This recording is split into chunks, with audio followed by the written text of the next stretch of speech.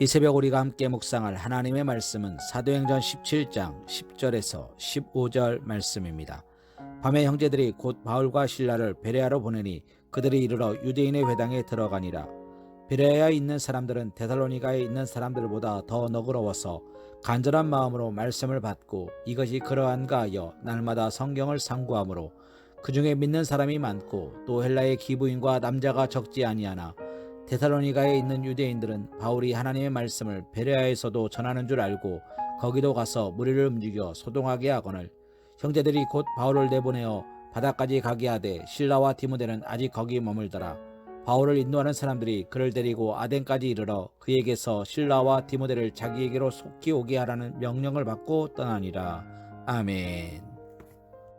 13절 말씀에 보면 데살로니가에 있는 유대인들은 바울이 하나님의 말씀을 베레아에서도 전하는 줄 알고 거기도 가서 무리를 움직여 소동하게 하거늘 이라고 기록하고 있습니다. 사랑하는 성도님, 데살로니가에 있던 유대인들이 베레아까지 쫓아왔습니다. 이유가 무엇입니까? 바울이 하나님의 말씀을 증거하고 있기 때문입니다. 유대인들이 하나님의 말씀을 증거하는 것을 비난하고 핍박하고 변증하고 토론하는 이유가 어디 있습니까? 바울의 신앙이 틀렸다는 것입니다. 바울은 뭐라고 이야기합니까? 주 예수를 믿으라 그리하면 너와 내 집이 구원을 얻으리라입니다. 그러나 유대인들은 뭐라고 말합니까? 경건한 삶으로, 기도하는 삶으로, 예배하는 삶으로, 구별된 삶으로 방법을 제시하고 그 방법 위에는 하나님께 나아갈 수 없다라고 이야기합니다. 그러나 예수님은 우리에게 뭐라고 말씀하십니까? 나로 말미암지 않고는 아버지께로 갈 자가 없느니라 말씀하십니다. 사도 바울은 그 예수님을 믿으라고 이야기합니다. 그러나 유대인들은 자신들의 율법을 들이밀면서 그 율법대로 살아가지 못하면 거룩한 자가 아니다라고 말합니다. 무엇이 옳고 그름을 말하는 것은 아닙니다. 그러나 유대인들의 열정엔 우리가 본받을 바가 있으나 그들의 잘못된 신앙과는 우리가 지양해야 될 것입니다.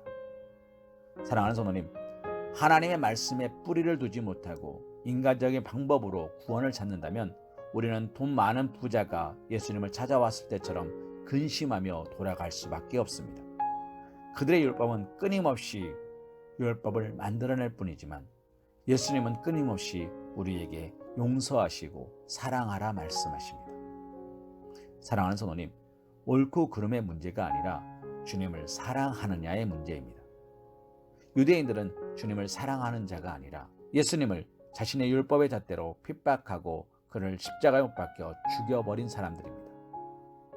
그들의 믿음의 열정은 대단하지만 그들의 고정관념은 너무나도 단단했다는 것입니다. 하나님의 말씀에 벗어난 열심과 열정은 하나님을 기쁘게 하지 못합니다. 사랑하는 성도님, 오늘 우리는 옥토박과 같은 부드러운 마음으로 오직 하나님이 주시는 말씀을 품고 주 예수를 믿으라 그리하면 너와 내 집이 구원을 얻을 것이라는 말씀에 은혜 받고 살아가실 수 있는 사랑하는 우리 서강교회 성도님 되시기를 주님의 이름으로 기도합니다.